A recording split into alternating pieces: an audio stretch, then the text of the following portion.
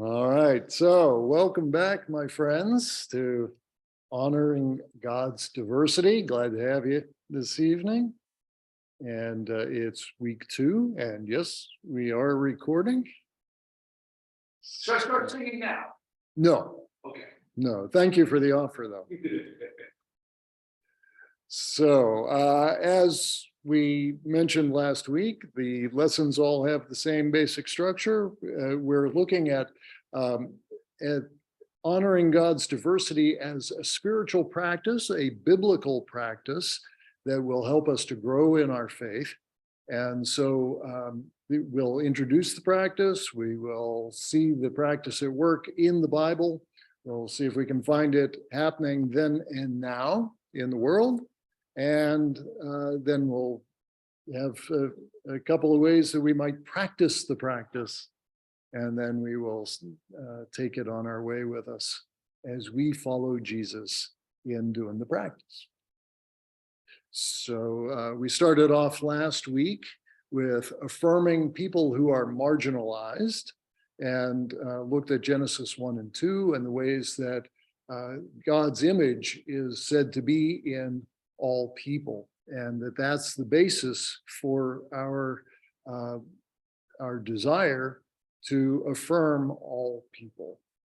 And that's why at the beginning of every service, we say, we delight in you, no matter who you are, no matter where you are. And that's at the root of it. So this week, we're going to be looking at centering voices from the margins, and we'll talk a little bit more about what that means. Next week is working for liberation, and then using our advantages to overturn inequity. So for our opening ritual, we'll do a little centering prayer together, and this is the same as we did last week. So would invite you to reflect on this one verse from the Psalms, be still and know that I am God. So we'll do this as a breath prayer, whereas as you inhale, you pray, be still. And then as you exhale, and know. And we'll do that a number of times, and then we have a unison prayer that we'll say together. So let's give it a try, and we'll do that at least 3 times. Be still and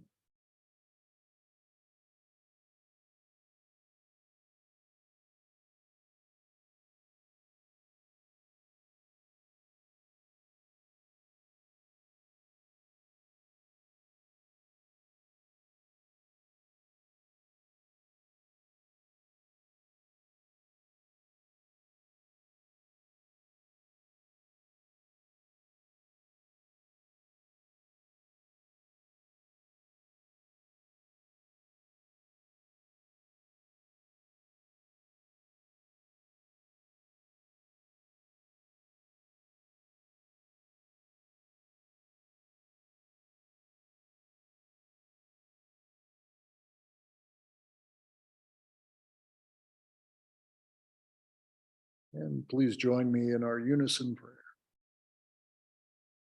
Living God, who comes to us in many and varied ways, open our hearts to recognize your image in every person. Open our minds to experience you in stories that are not our own. Give us courage to challenge the forces of evil that harm your people and inspire us to use what we have been given for the flourishing of all. Amen. All right, centering voices from the margins. And I realized I didn't bring anything for y'all to write on this week. Let me do that real quick. Up, shoot. Well, that's not what I meant to do. Yep. I'm asking God to remind me of social. Okay, there we go. So, all right. And Desta, I don't have anything for you to write on, obviously, but I think you can, there you go. You're all set. And you can use the chat too, if you want to. So we can do it that way. All right. So centering voices from the margin, and we're going to be using this scripture for tonight, and it is Matthew 15, verses 21 through 28. Anybody feel like reading a little scripture for us? All right. Then Jesus left Galilee. Our Gentile woman who lived there came to him. Have mercy, Lord, Son of David, for my daughter is possessed by a demon that torments her severely. But Jesus gave her no reply, not even a word. Then his disciples urged him to send her away. Tell her to go away. She is bothering us to call her begging. Then Jesus said to the woman, I was sent only to help God's lost sheep, the people of Israel. But she came and worshipped and pleaded, Lord, help me. Jesus responded, it isn't right to take food from the children, but to the dogs. He replied, that's true, Lord, but these dogs are not the scraps that fall beneath the master's table. Here, woman, your faith is great. Your request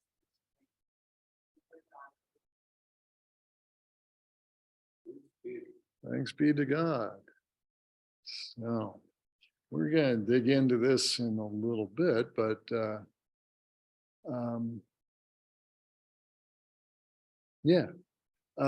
wanted to set it up for you here. So that's the scripture we're going to be working from. And so we've got Dr. Reed, who's going to be telling us a little bit more about the lesson here with our introductory video. So here we go.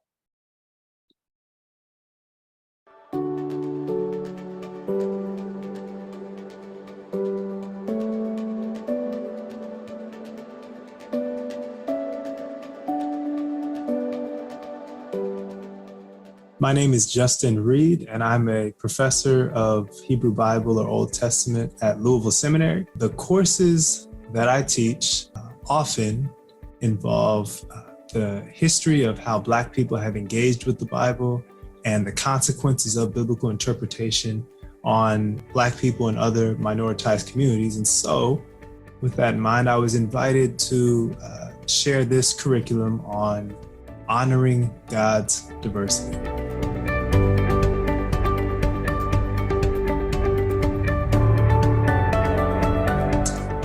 In this passage that I'm looking at from Matthew 15, when I talk about it, people tell me sometimes that it sounds like I'm saying Jesus got it wrong, that Jesus is not perfect, that Jesus can't be God, that there's something deficient about Jesus. Oh no, not my Jesus. In fact, where I'm aiming here, what I'm trying to get people to see about Jesus is how he got it right. What Jesus got right is not where he started from, but what Jesus gets right is how Jesus learns, evolves, progresses, changes for the better. That is what Jesus models in this passage. And that's what I hope we all can see. Where is it that Jesus is coming from? In Matthew 15, Jesus encounters a Canaanite woman. In Mark's gospel, she's called a Syro-Phoenician woman. She is somebody who ethnically is the underclass, the marginalized, the hated from the perspective of Jesus's people. Jesus' starting point includes those scriptures that he holds dear. Obviously, Jesus doesn't have the New Testament. He's got the better half, the Old Testament, the Hebrew Bible. In these texts, we see passages like in Deuteronomy chapter 20, where the passage says from the mouth of God that the Canaanites are supposed to be destroyed, utterly destroyed. The Hebrew word harem is what's used there, and it's a word that describes the killing of everything that has breath in it. Total destruction. And the other passages in Jesus's Bible lament the fact that they didn't destroy everybody. In Nehemiah chapter 13, the mixed marriages that are happening are a problem that Nehemiah wishes weren't there if only they had destroyed all these people of the land. That's the theology that Jesus was raised with. It's not just coming from the text, but coming from the people around him. Jesus would have heard and learned those sorts of views of the Canaanite other. Now, Jesus is bringing a radical vision, a different way of following and communing with God. And it's rooted in these Jewish traditions. And there's some things that Jesus needs to learn to tweak. And so this woman comes to Jesus pleading, and he tries to get rid of her, insults her, calling her a dog, but her response, her persistence does something in Jesus' understanding. It changes something. And so where does Jesus end up? Jesus ends up seeing a vision of full inclusion, a vision of diversity that's more than just bringing this woman as an attachment to a messed up system of thought. Oppressed people do not need to be included into a broken system. Marginalized people are not trying to be integrated into a burning house. This woman would not have benefited from being an attachment to a religious community that continues to preach hatred against her people and participate in the disempowerment of her people, her neighbors, her community. The transformation that Jesus goes through lands him in a place where he centers her concerns. By the end of Matthew's gospel, we get Matthew 28, where Jesus gives what we call the Great Commission, where Jesus no longer says what he told the woman initially, I'm only here for the lost sheep of Israel. Instead, Jesus says to his disciples, go to all the nations. And that's the mission. It becomes central to Paul's gospel. Paul is the apostle to the Gentiles. And in the way that the Bible presents this story, we could see the idea that Christianity becomes the huge thing that it becomes because Jesus learned from her, from a Canaanite. Jesus learned that God's mission was to all the nations, only by focusing on the needs, the concerns, and honoring the perspective of this representative of an extremely marginalized group, was Jesus able to adopt a vision of diversity that could include everyone. And so when we see that method from Jesus modeled in the text, it gives us an example of how to follow Jesus while acknowledging some of those toxic things that we've inherited and how we might transform them by centering the perspectives of the marginalized.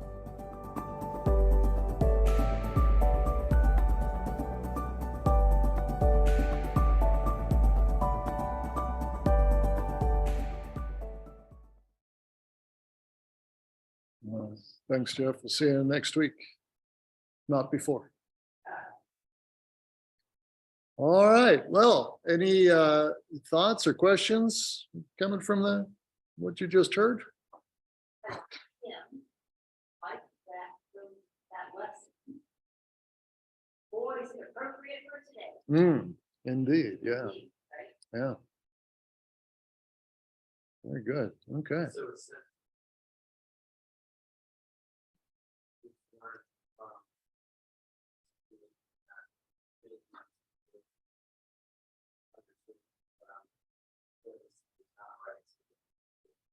Yeah. Yeah. Yeah. His experience of her persistence in faith. And we'll take a look at some of what's going on around that in just a minute. But yeah. Okay. You know, one thing that was sad on, and Uh-huh. That's almost. I so admire her persistence. I hope child Yeah. when she made the mistake. Yeah. That's her dad. But then she said, "No, eat the dog, big scraps." It was so sad because I knew she had a point to make to him. Hmm. But at the same time, it's totally it's very sad. Yeah. Yeah. That she had to say that. Yeah. Yeah. Indeed. Well, yeah. Yeah. Yeah. It rang a bell for sure. Yeah. All right. Well, we'll get back to that, all of that. So we're going to introduce the practice here. And so to start off, we want to think about what does marginalizing mean even? And for some reason, she had to prove her faith. For some reason, marginalizing made me think of margarine. I don't know why that would be, but if we were going to come up with a working definition of marginalization or marginalizing, what might we want to say about it? What does that mean? Is it isolating? Okay. Yeah. Isolating others for their differences? Or even ranking people based on those differences. Ranking people? Mhm. Some people are considered less than others. Right. Right. Right. Not part of the popular crowd. Yeah. Yeah. Indeed. Good. Yeah. Anything else we want to include there before I tell you what the dictionary says? Actually, go for it. All right. There we go. So to treat a person, group, or concept as insignificant or peripheral, to relegate to an unimportant or powerless position within a society or group. And the first meaning at dictionary.com was pretty much the same as those, so I went with the second. To isolate or exclude from the dominant culture, to perceive or treat as being on the fringes of a society or group. So yeah, pretty much what you all were saying, right? So it is an active behavior of setting somebody outside the dominant culture. Absolutely shows a bias. Yeah. Yeah. So whether that is by, well, I don't know. What are some ways that you can think of that people do this, set people outside the dominant culture? Yeah. Of color are considered by many conservative white people as Mm-hmm. separated. LGBTQ community. Right. I feel like people, if I could generalize, I try not to, but if I could generalize, I often feel like the people who are in their minds doing the marginalization are fearful of something that they don't possess themselves. So, as an example, elderly white woman, maybe I don't have understanding of people from other countries. So I'm probably don't ever think. Mm-hmm. Essentially, I want to categorize them. You can do that with so many classes of people or religions, genders, or what. Yeah. So what might be some practices that people do to set someone outside? So not just who are they? We'll get to who are they, but how do people do that? how do you exclude someone from the dominant culture? Limiting their rights or their access to something. Okay, yeah. So through policy, saying you cannot be here. Identifying them by some marker, whether physical or otherwise. I would say lack of, just the lack of awareness. Mhm. Yeah. Either cultures leads to that if you're not aware. Yeah. Yeah, and oddly, it often, the process includes making sure that the marginalized people don't get educated. Ironically. I see that. Talk about someone to another while that person is in hearing distance, but refuse to let that person join into the discussion. Yeah, good point. So cliquishness, in middle school and high school, everybody experiences this in some way, it seems like, where, people get chosen to be part of the cool group somehow, and other people are excluded.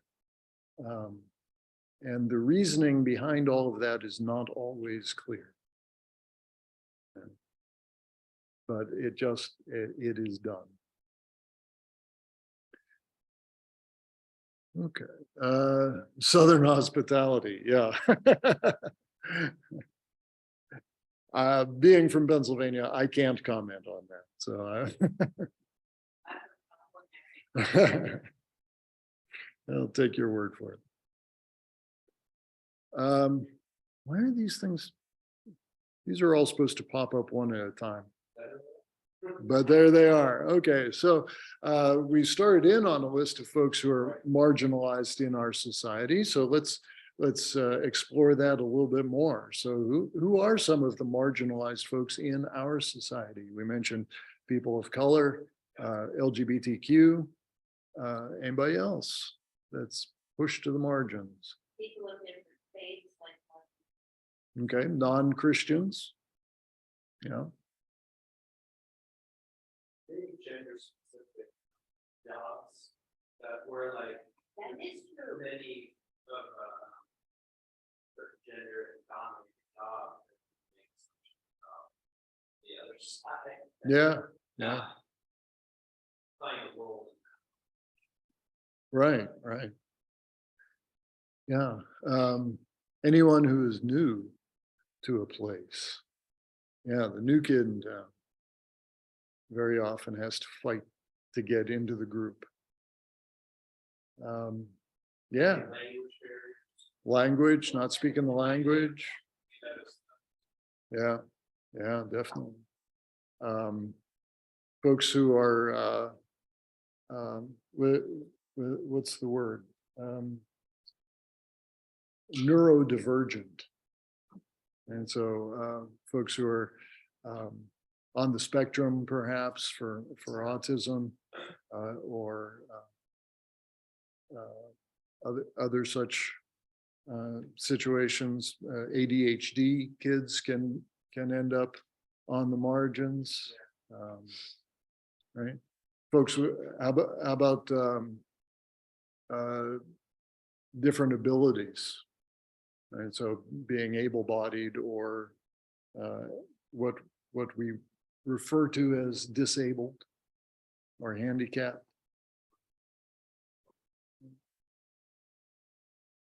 Here's me listing them all. You're supposed to be doing that. Supposed to. Yeah. It's enlightening because there's some. Yeah. Yeah. Yeah. And Desta, you don't have to use the chat. I just suggested you could use it if you wanted to. You're allowed to talk. We're marginalizing you. Because you're not here. Yeah. So, yeah, so there are just more and more groups that we could include on that list of folks who are on the margins, which makes the margins pretty full in a lot of ways. If there's a very narrow understanding of what is the accepted or the dominant culture, right? So white, Anglo-Saxon, Protestant, male, straight, all those sorts of things tend to be the dominant elements, and it kind of spirals from there. So that puts an awful lot of folks in the margin. Have you ever experienced being marginalized?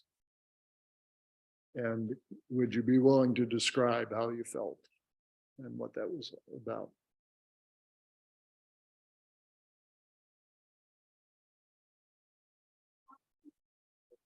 Okay, so I don't know that I think the what I'm about to share.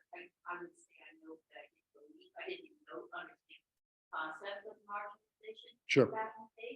But my dad was a government contractor worker, and we moved often. If we get assigned to a contract, it's over, we got assigned to another one. Mm-hmm. I went to grade high school 4 years. So for me, I was with you girl quite often, and I didn't find it when I moved from one city to another in California. So when I came to Virginia, they all thought I was oddball. Mm-hmm. And so it's very difficult to be contacted. Oddly, I thought they were oddballs, but it's okay. It was my school, and I can't do it. Yeah. But I felt positive sides, and I felt somewhat lonely. There were a couple of times I really wanted to join in on something. I felt like teams had already been picked, cliques had already been established. I just had to merge with it. Mine, though, is a totally different level than the ones that I Sure. Social.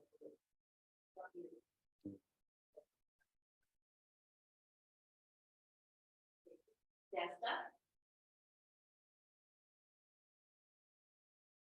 I'm here. Yeah. I guess as far as situations, many times I've been like when you move from one place to another, you're the new kid. You're the kind of, and if you don't behave exactly like the people there, you're kind of weird then. Mm-hmm. Yeah. So Yeah, and just because you grew up with just different regional customs or whatever. right. Yeah. Yeah. I guess I haven't had too much experience of marginalization myself, being representative of most of the dominant culture. So, yeah. So, I mean, I've referred to myself a number of times as having been a nerd, and so there's that I was not necessarily one of the popular kids, but I wasn't too far out on the fringes there. So I don't know. Yeah, do not have a lot of strong association then. When have you encountered people who are marginalized by society, and how do you feel about their situations?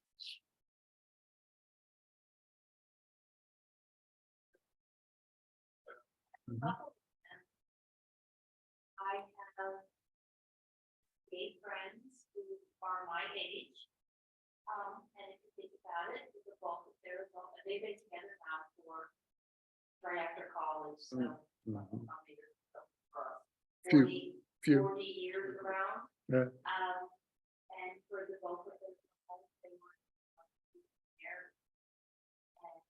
And one of them was more accepting, committed to one another. We've been together all these years, but the other one was very, very hurt by the fact that we just couldn't make peace with it. Mhm. And on occasion, it was a rough between them. With the ones like, oh, I love you, it's okay. But I've seen that. I've seen things when it's been great, racial. Briefly when I was a realtor, despite the fact that it's illegal and has been illegal. It's, rights, Yeah. About redlining and things that communities where you can deny someone a mortgage based on their race. You can't alter the terms of contracts and things like that based on race, but it does happen. And people try to pretend that you would based on their For credit, other or based reasons. on circumstance, not based on the obvious. And Yeah. I've seen a couple of.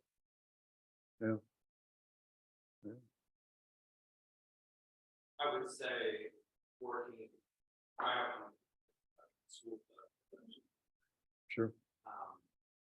just working out in Ashburn is where I'm at. Having like 30-some Asian, it's interesting what the kids at such a young age hear. And I feel like I've touched on this before. It's just like some of the unfortunate like acts of hatred from like towards the Asian population. I just feel like there's such a disconnect on the part of just them understanding others' cultures and just a lack of education towards their differences. And you know, we've had unfortunate where stuff written on a bus seat about them, inappropriate names for students, cafeteria when they're eating the food, like different, obviously, than what we're used to. So let's be and make fun of for eating anything. So those kids are certainly marginalized in certain ways that I live. Children. Yeah. Right. So it does make you feel like are the children who are victimizing hearing this from adults in their own home or from their classmates, or older siblings. Yeah. Right. Concerning. It Yeah. is very concerning. They're being raised in this situation where they have like Yeah, they're not getting a positive message about inclusion and such. Yeah. And the most interesting about actually is that the general rule, children are so accepting of everyone. Yeah. But someone is saying that I will have to show difference. Yeah. Yeah. I mean, it's that acceptance is relatively short-lived, it seems like, right? You know, you might push it into second grade. And after about 9 or 10, then Yeah. for sure.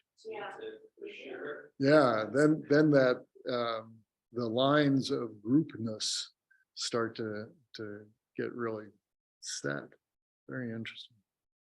I guess I think about people who are drug addicts or people who have been prisoners. Yeah, yeah. And I wonder how much of it was brought on by their own behaviors and their own decisions, and what are things that were caused by the culture. Mm-hmm. Yeah. Circumstances. Right. Yeah. I mean, they're marginalized regardless, but I wonder how much of it is actually something they contributed to themselves. Sure. Sure. Yeah, that's an excellent example. Some people need to have a whole lot of attention, and they do things that are obnoxious, and people kind of tend to want to put them on the margin. Yeah, Yeah. indeed. Yeah. So yeah, that's a good example of trying to get outside of ourselves and see what's going on behind that marginalization. So, and we'll get into that a little bit more here too. So how is this community involved with people who are marginalized? And in what ways are people valued and honored? So I think we're talking about our church community. Let's start with our church community. Well, we are an accepting church. That's one of our statements. Mhm. We accept you no matter who you are, where you are. Yeah, Just come to us. yeah. Yeah. How are we doing with that, do you think? We say, are we doing it okay? Yeah, I don't know that we're tracking. But I will say that sometimes when I'm amongst like baby friends and my social groups, my social activist groups, Mhm. when we speak about things that we're seeing or reading, and we talk about one of these spots, Yeah. I do mention, like, well, one of the girls was church, they were very conservative. I didn't feel welcome, your value, you know, at this certain event. Yeah. And I was, my church is so different.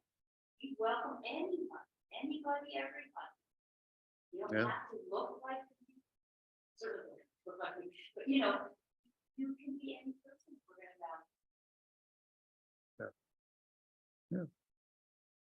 I think you include people just by talking to them Mhm. and allowing them to talk back and forth with everybody. And I think you guys do a wonderful job of that. Well, thank you. Yeah. Are there other ways that we show that people are valued and honored?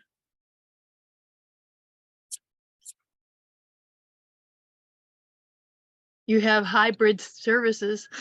Yeah. Yeah. Yeah, providing opportunity for those who maybe have mobility issues. And we know of several folks that take part in the services that way. We welcome everyone to Super Sunday, Mhm. anybody. Yeah. Indeed. Yeah. Well, we're doing all right, maybe. Okay, so we want to talk about centering another person. And we spent some time at the beginning centering ourselves with our breath practice and our breath prayer. But for this practice of centering voices from the margins, we're centering someone else. And so do I have another song? Yeah. Or let's go to the notes here, make sure I'm doing this right.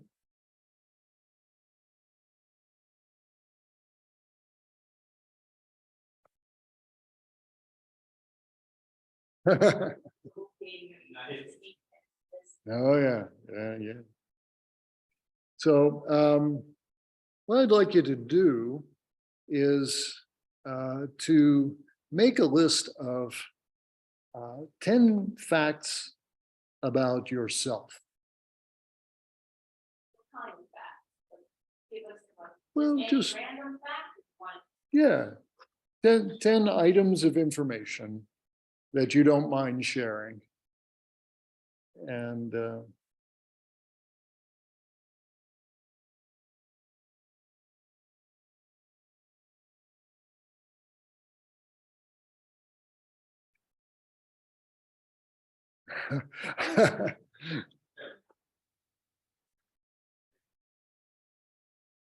this,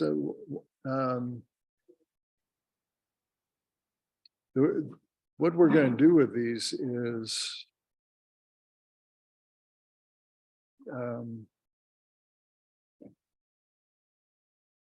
we're going to share these with one other, and then so why don't we share our lists on chat with each other.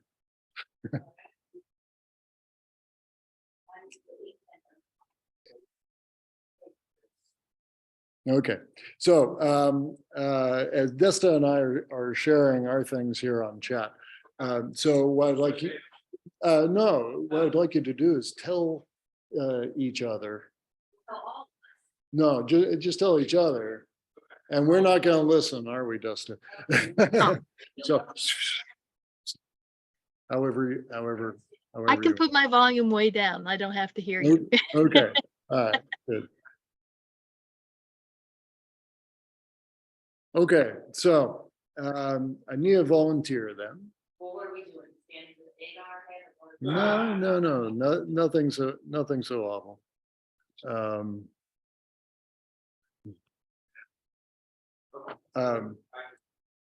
Okay, all right. So what I would like you to do is to center Julie by telling us as much as you remember about her list.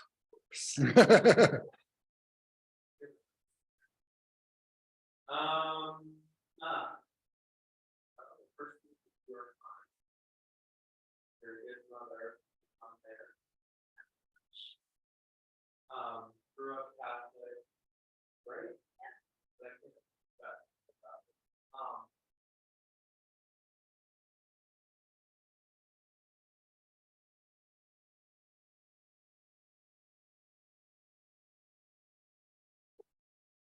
Laugh at. Oh, that's how um.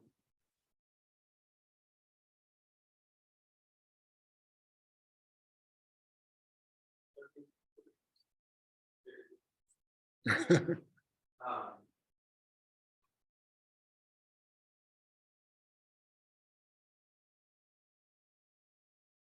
All right, that's fine. I think you'll find that you're not any worse than anybody No, else. these were really cool. I'm hearing, Okay.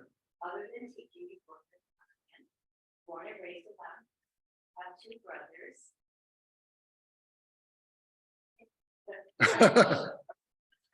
Uh-huh.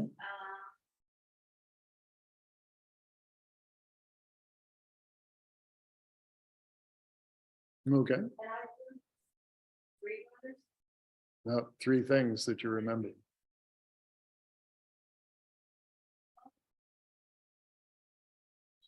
did.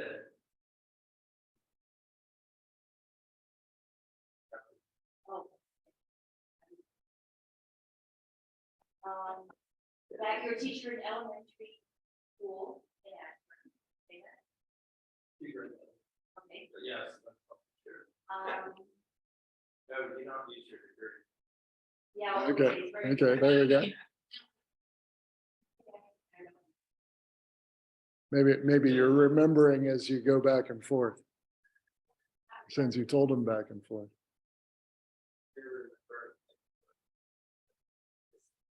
Yeah, yeah. Okay, all right. Okay, so Desta, if you close the chat, can you remember stuff about me?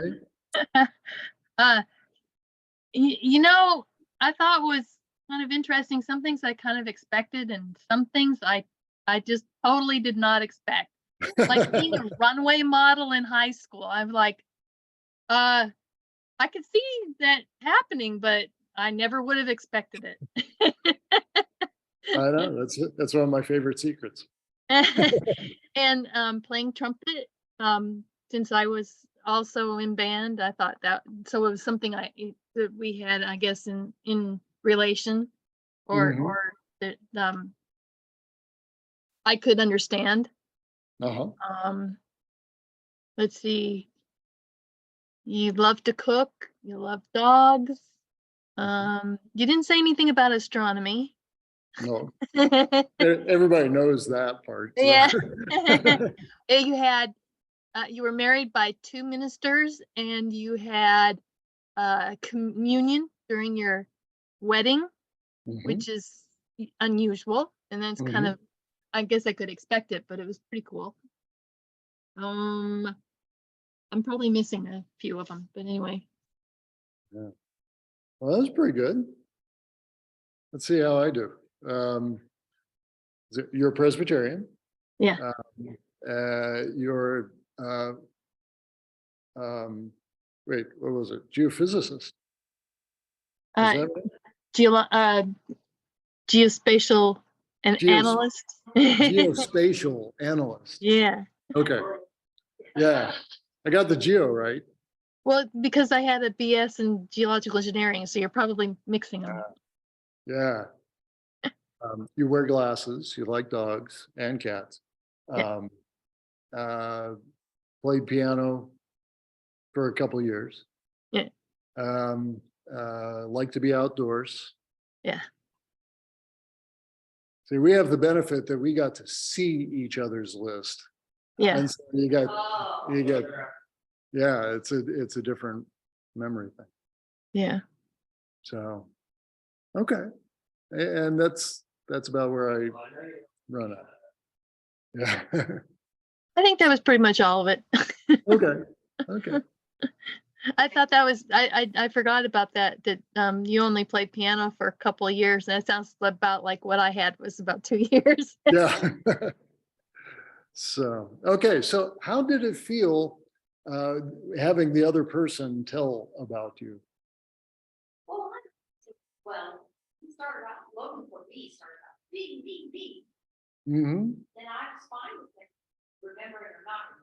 I'm always up for a challenge, and I felt disappointed with myself that each time we read one, I was really listening and paying attention. Yeah. And then when it came my turn after I would remember, Yeah. Okay. at least half of it. Yeah. I know Logan was frustrated. He told us as much, right? Something that I wish I were better at, Mm-hmm. and how important that is. Yeah. Yeah. When I went to seminary, I made a point of talking to people and remembering their names because I wasn't very good at that when I was in college. And I decided that I was going to do that. And so the first week, I had everybody down and nobody could remember my name.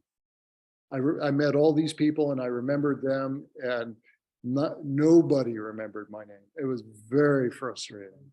Yeah. Yeah.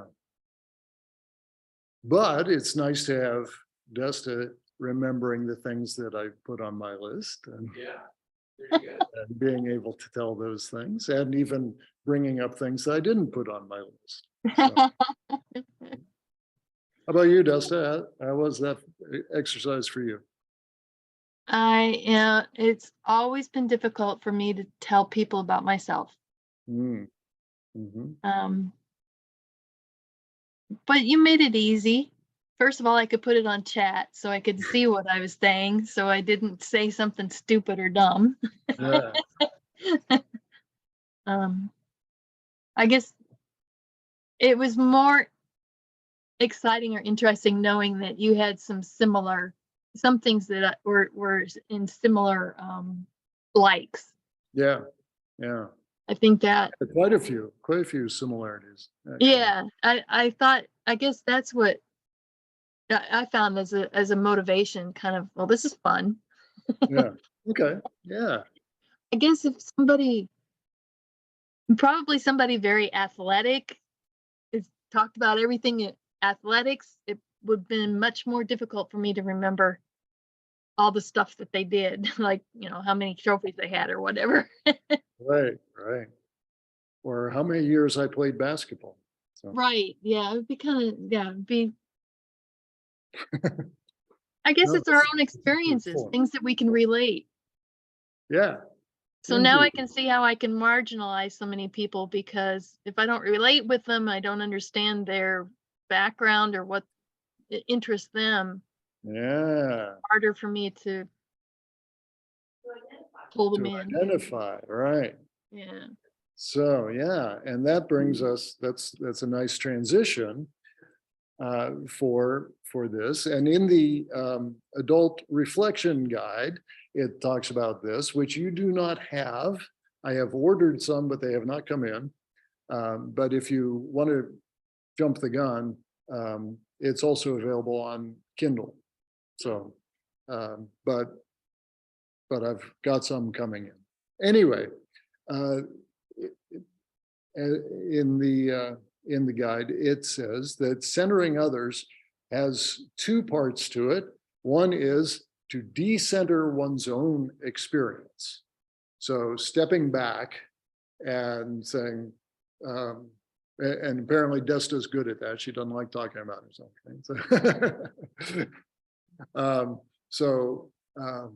Taking your own experience out of the middle of the conversation. Right? So the other part then is to move the other person's experience to the forefront.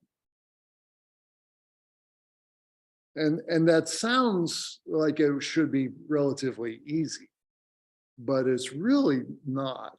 It can be very challenging for a number of reasons. One is we like being in the center of our own experience. Right? It's really what most of us know is this is my experience, and that's all that's all I need to worry about. Yeah, it's your bubble, right? And so it can be an uncomfortable process to step out of that and to decenter your own experience. And it talks about in the reflection guide, some of the things that you might notice in your body even. Oh, that's interesting.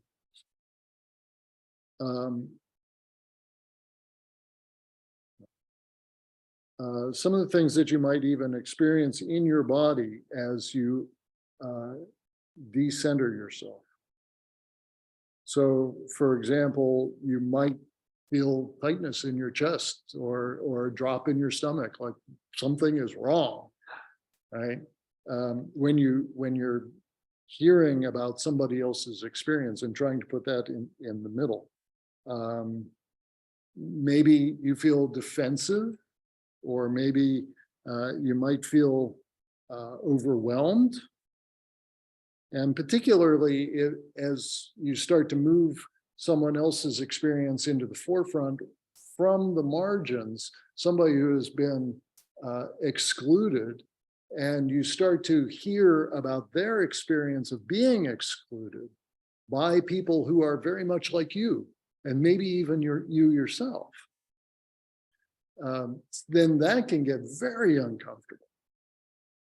And we've seen that in recent years, actually, with the Black Lives Matter movement. There's been a lot of backlash about that, and a lot of folks who just don't want to hear about those other experiences. It makes them very uncomfortable, and there's this whole white guilt thing that happens. And it's like, well, I didn't do all those terrible things. Well, no, but that doesn't mean that you can't listen to the experience and be uncomfortable. So people don't like being uncomfortable. And so maybe the third part of centering other voices is recognizing that it might not be comfortable, and accept that. Be willing to accept that it's not always a comfortable experience.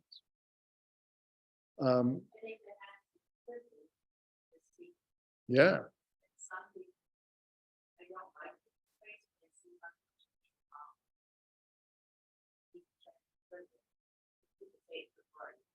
Yeah. I think that there's some of us probably is, we may be on the side of be represented, wanting to be understanding and empathetic of everyone, but because we've never been on that side, we've never had to experience life and its struggles. Yeah. And inequity that others have. Yeah. Yeah, it makes us be.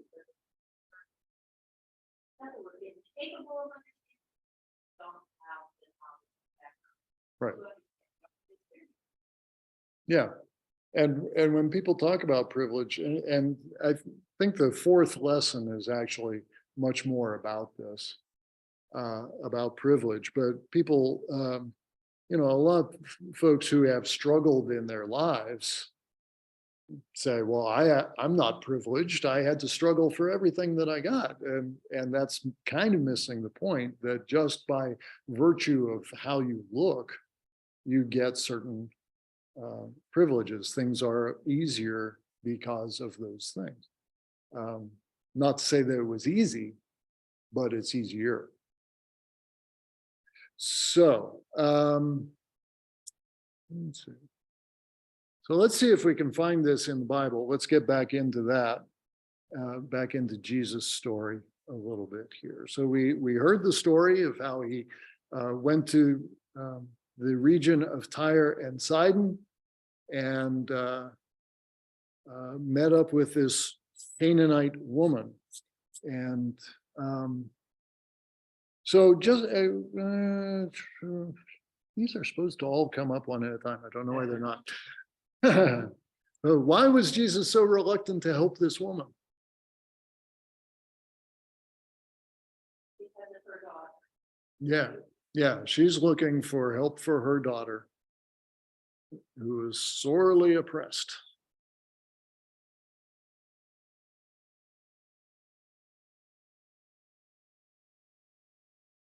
What made that so difficult for him? Yeah. Okay. Yeah, good answer.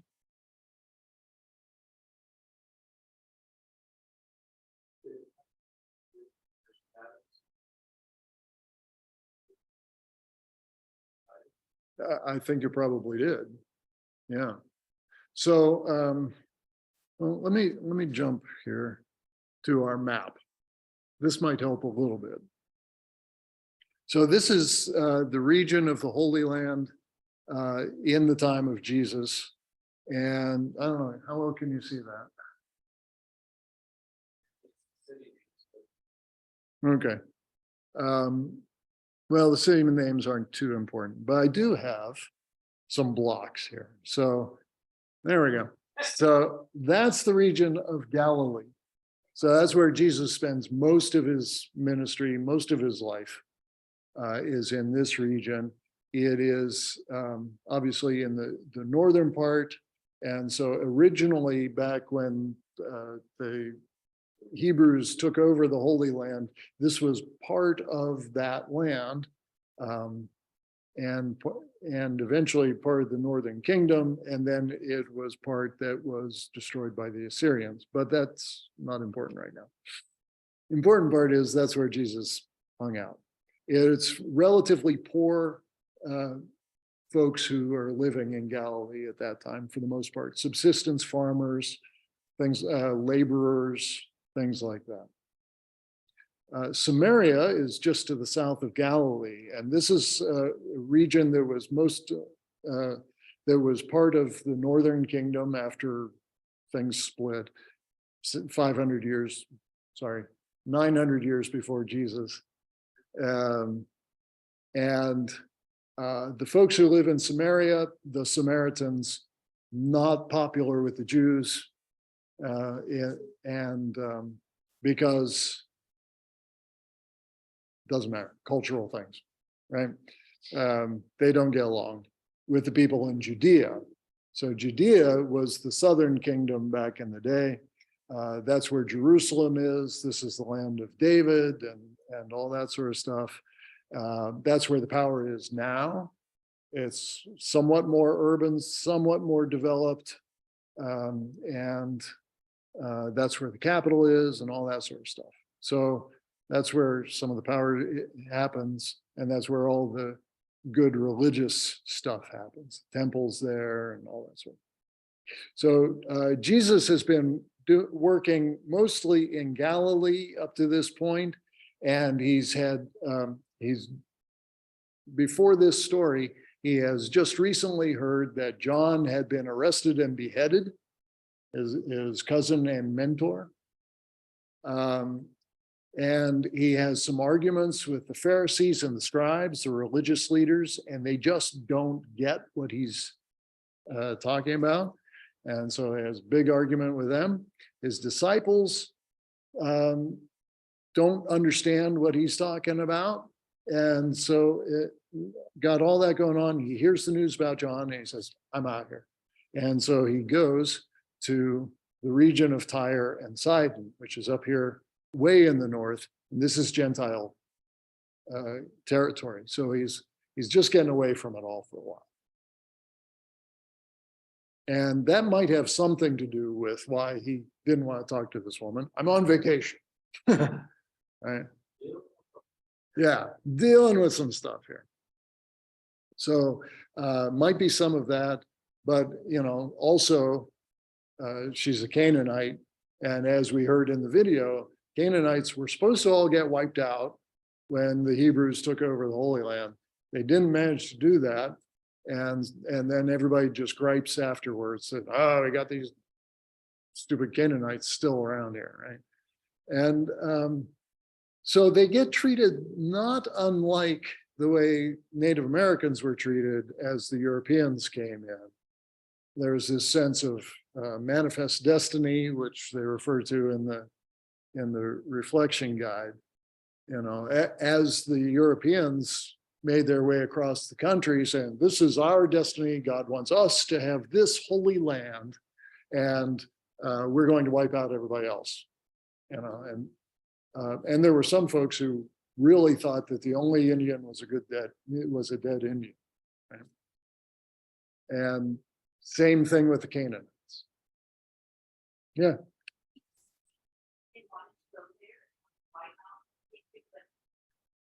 Yeah. Force them off the land. In the Bible part, Yes. the Bible records God saying, kill them all, which is problematic, obviously. And we have to figure out how to deal with that. But that was it. Whether they thought that that's what they were hearing, or that's what they wanted to hear, or somebody said, God says this, or if God actually said it, it's recorded in their scriptures. And so for generations, they hear God said, we need to wipe all these people out. Yeah. So, so there's that tension, right? And getting approached by this Canaanite woman. So that's some of what's going on there. Now, I want to go back to the questions, but just so you know, after this story, Jesus goes here. And this is called the area of the Decapolis, or the 10 cities. And this is, that's what it says in Mark. In Matthew, it says he went to the region of Judea beyond the Jordan. And that's right there. You can't see that. It's the area between the Sea of Galilee and the Dead Sea, but on the east side.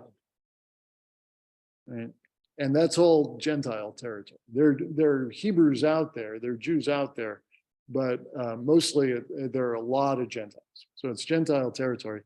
And he goes there and starts healing people all over the place there. So that's kind of interesting. So let's go back up here. So now we have some context for why he was reluctant to heal her. Had a bad week, he's on vacation, and she's a Canaanite, and he's a prophet to Israel. Even says so. I'm sent just to the lost sheep of Israel. So what do you think he meant when he said, it's not fair to take the children's bread and throw it to the dogs?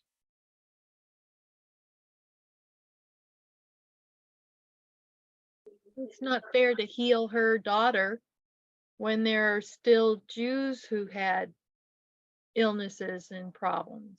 Yeah. What'd you say, Julie? Considered her less than. Yeah. Her needs were less than what he thought. Didn't prioritize. Yeah, her needs are certainly less than. Yeah. How does it feel when you hear Jesus saying something like that? It's not what you think. Right. Yeah. It's very surprising. I think you said surprising, that surprising would be like the first. Yeah. Yeah. Surprising, upsetting. I Yeah. was going to say cringeworthy. Cringeworthy. Yeah, definitely. It's ooh, oh, really, Jesus? Yeah. So what do we learn about Jesus here? Well, I think he showed he was open-minded, because it started off, he was really closed off about it. Mm-hmm. Was persistent, and he also gave him thought to her words. And, I don't know, Yeah. but maybe realize that.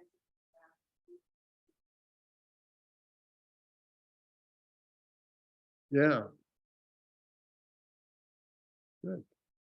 Any other thoughts?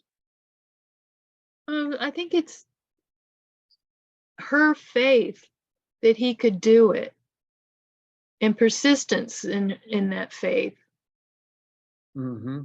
that changed the story.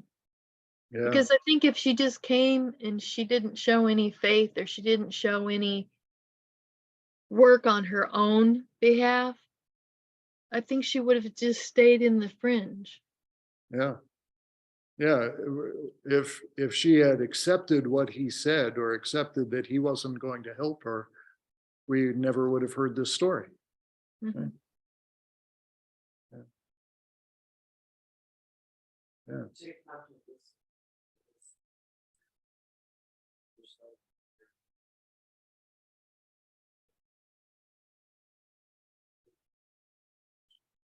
Yeah.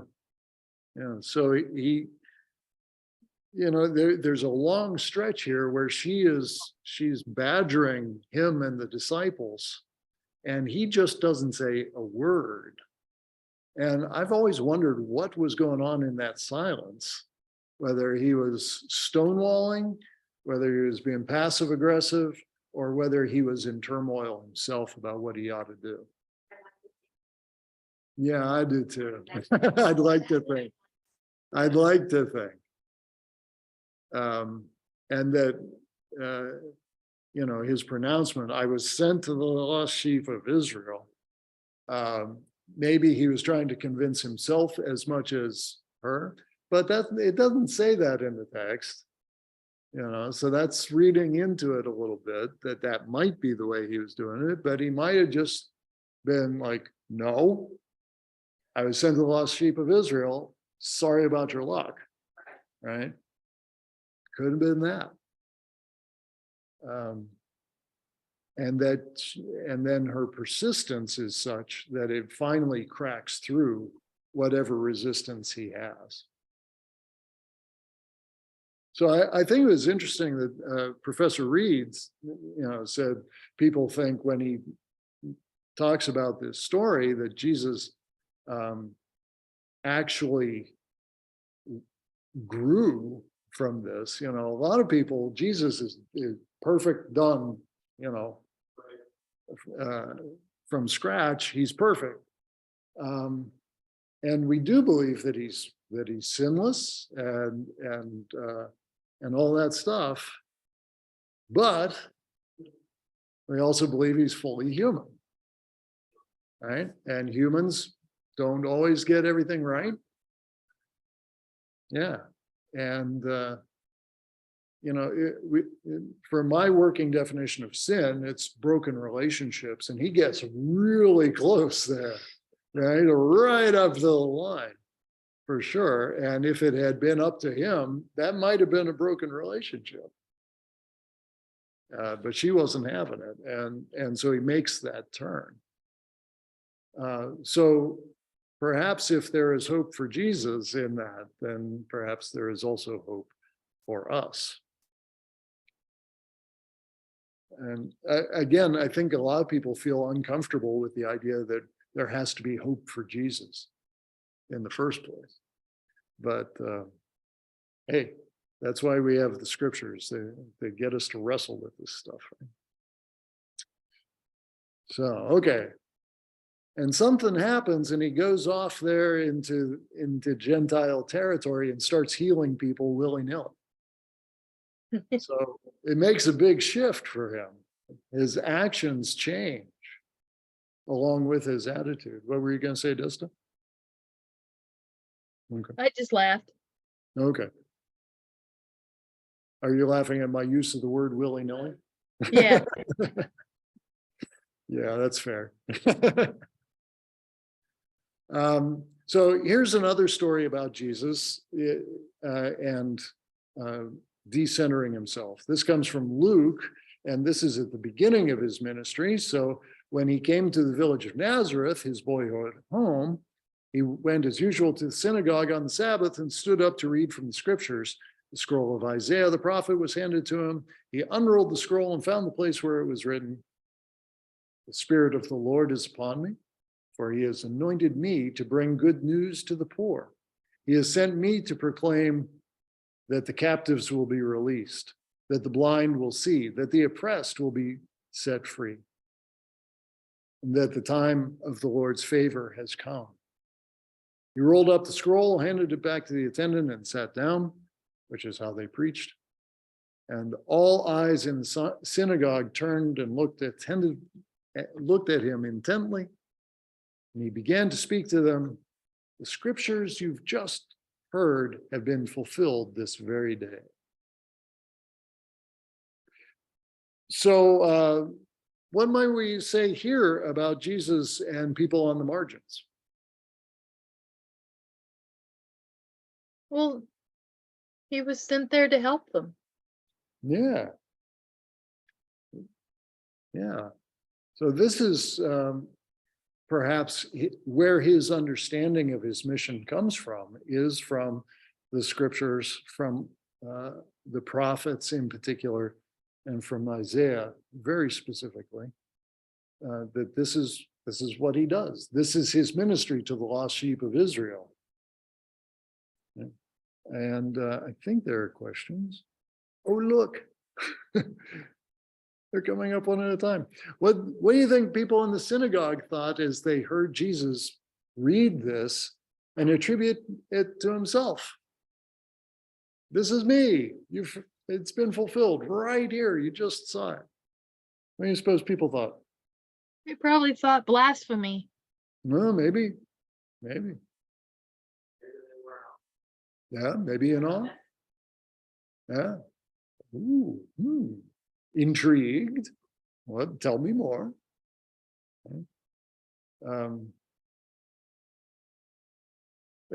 As it turns out, of course, he goes on and says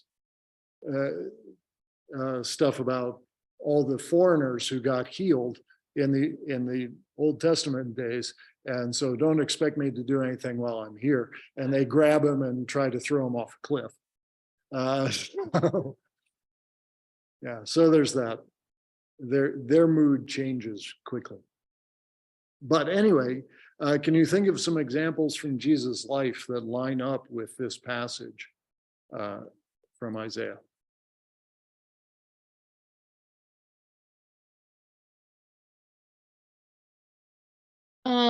The widow's mite. Okay. What about?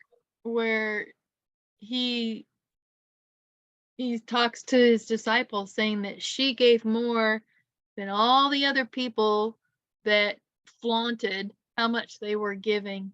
Yeah. Tithing. So, yeah, centering the experience of that poor widow. Right. Yeah. Putting her to the forefront. Right. Very good.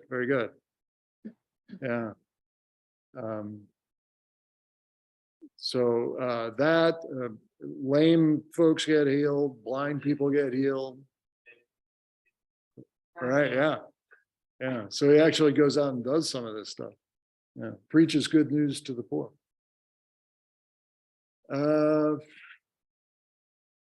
Yeah, that's basically what we were just saying. Okay, blah, blah, blah. Okay, I'm aware that the time's running on, so I'm gonna just skip over a couple of these here.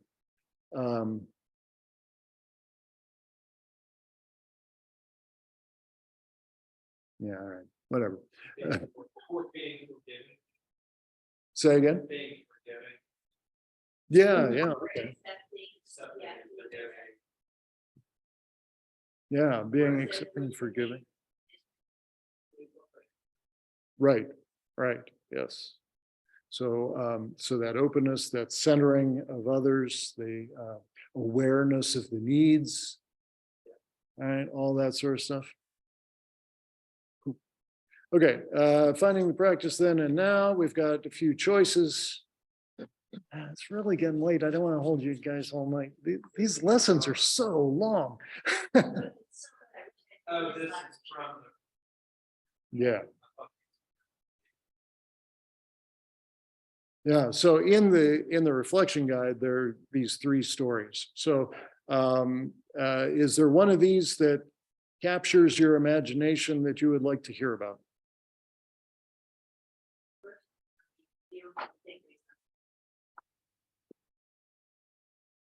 Okay. So Desta, are you good with that? With the first one? Sure.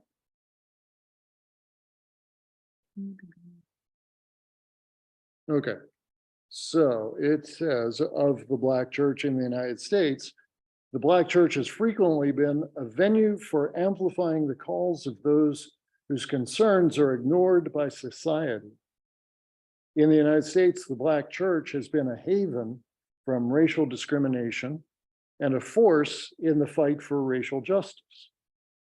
From working for abolition to the civil rights movement of the 1960s and into today, the Black church has gathered and organized voices that much of the country has tried to ignore.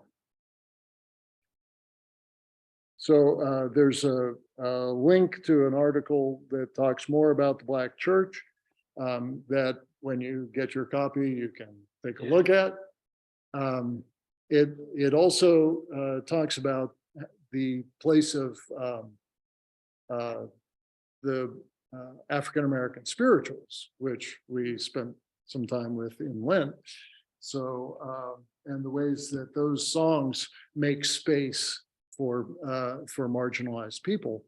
And that's very much the work, a lot of work in the Black church. It's not universally true that the Black church in America covers all the margins, because there are a lot of Black churches that have issues with LGBTQ.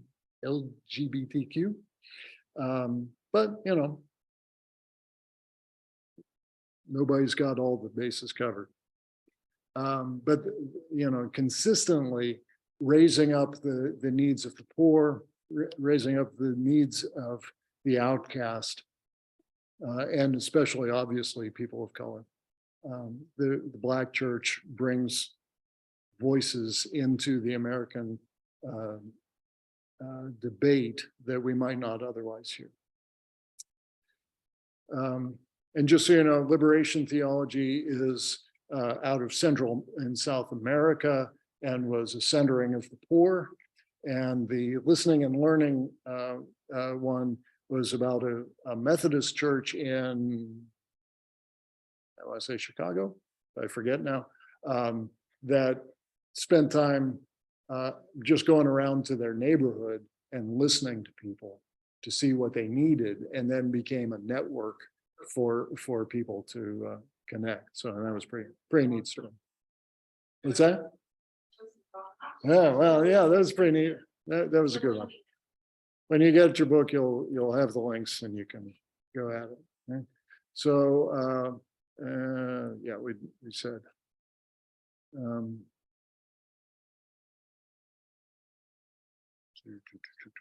Yeah, so is there an impact that we can say from the example that we looked at in the Black church in the United States that the group has had for marginalized people? Yeah. Yeah, providing support system for folks, that haven from racial injustice. And a voice.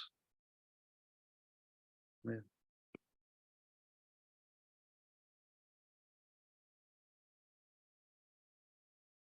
Yeah, that seems like an obvious question.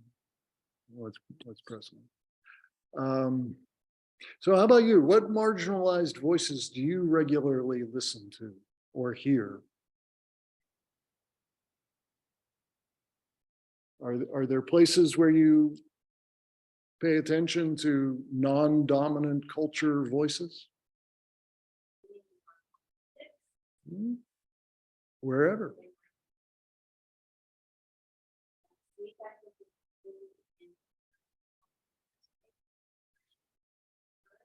Mm-hmm.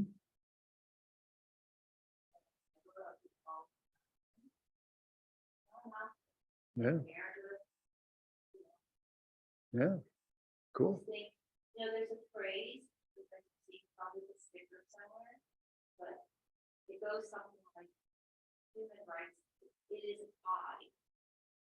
If I give you, or if you're given, not I, if a group, a marginalized group is given rights that they're deserving, it doesn't give me and less right. That's Right. why they say it's a pie. Yeah. You get it, if you're now gonna slice of pie, I can get less pie. Right. There's a lot of pie, pie for everyone. Yeah. Yeah. Good example. For me, it's athletes. Just looking at sports, for example, African American basketball players.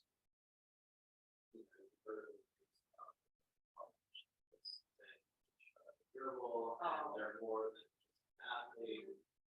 Many of these athletes, play a significant role in for the marginalized and being like their voice. Yes. So They use their platform. they use Yeah. their platform, and many of the athletes do. Being, like I said, being voice. So.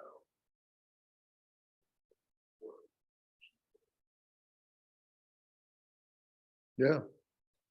Cool. All right. So athletes as public figures using their platform to lift up the needs of the unheard. Yeah. I try and listen to some different podcasts that come out of the African American tradition. I have some commentaries for scripture, one from that is all from African Americans. I've got one that's a women's Bible commentary. I've got one that's a global church commentary, and one that's a women's reading of the scriptures. So those are some of the ways that I try to get out of my white maleness. Yeah, I like that you thinking about. Cool.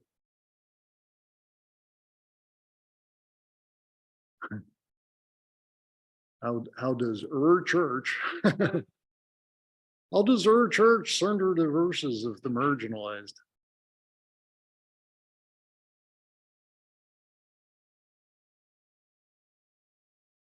Well, we have that.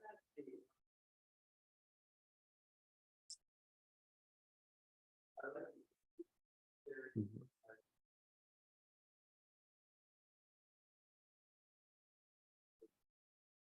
OAR and just hearing from leaders of some of these organizations that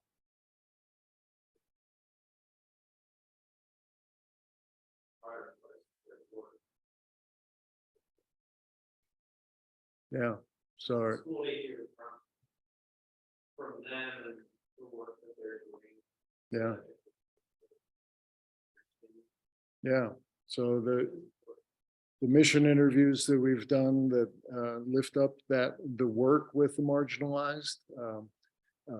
Not, And we mentioned- Yeah. mentioned full worship, so it's our intention, Mhm. where we pray for the big ticket items, pray for those who need us, and marginalize the sin.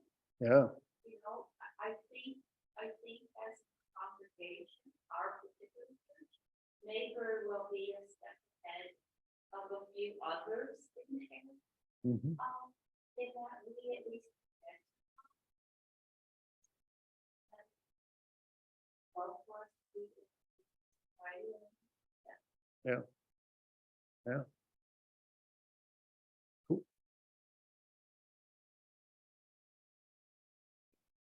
All right, practicing the practice. Opportunity to take stock for yourself, checking yourself. Might think about this as you think about who produces the materials that you take in, for example. So most of the books I read are written by what sort of folks? Most of the news that I consume is from what sources?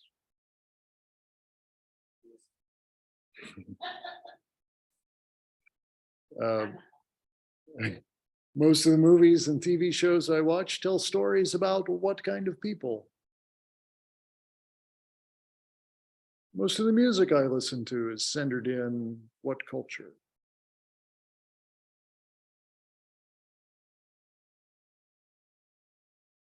Who's missing from that list?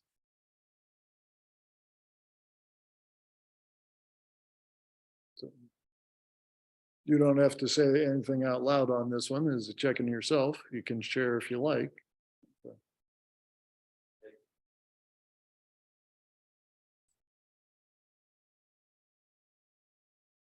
Mhm. Yeah.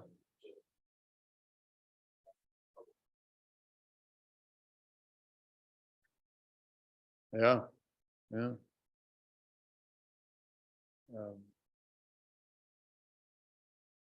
Yeah, I mean, there are, I know for myself, well, I don't listen to a lot of news because I just don't like it. But you know, I try to stay out of my, or at least get beyond my bubble with my news. I'm aware of resisting stories, movies and such that are different cultures. And, yeah. So it's really interesting. Just started this year. Have more holidays off. Yeah, yeah. Yeah, yeah. And a lot of times, like,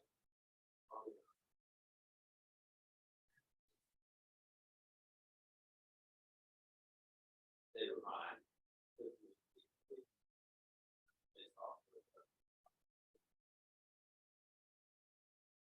It's scary. They're just like complain about it.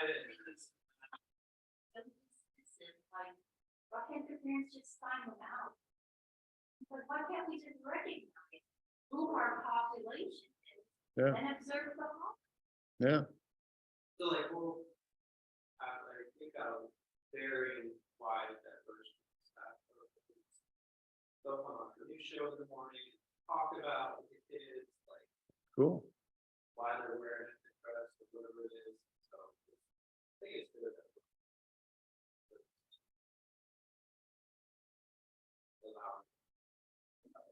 Yeah. Yeah. Introducing all of it.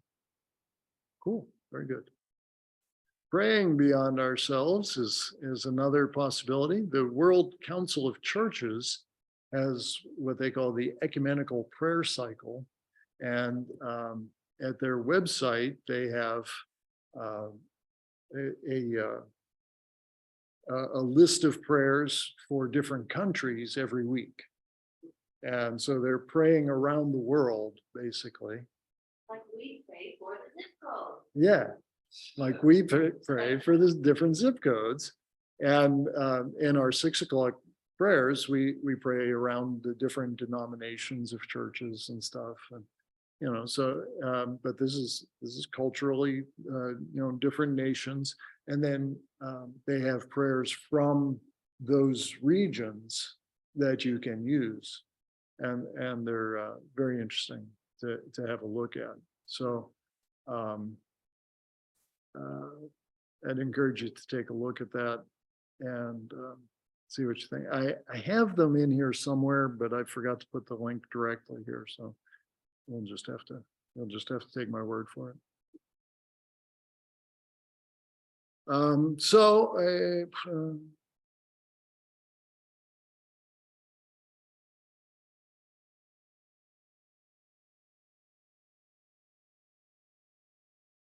That's from last week. That's why I was confused. Never mind. Okay. So following Jesus, as we're getting ready to make our way out, as we honor God's diversity, we affirm those on the margins, and we also center their voices.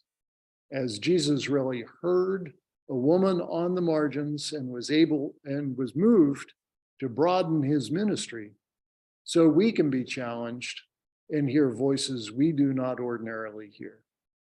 So I'd encourage you to come up with 3 concrete ways that you want to center voices from the margins in the coming week. I'll let you do that for yourself. And if you've got your paper, you can write them down if you want to before you go, so you don't forget. But let's then close with a charge and bless. So go out into the world in peace. Have courage.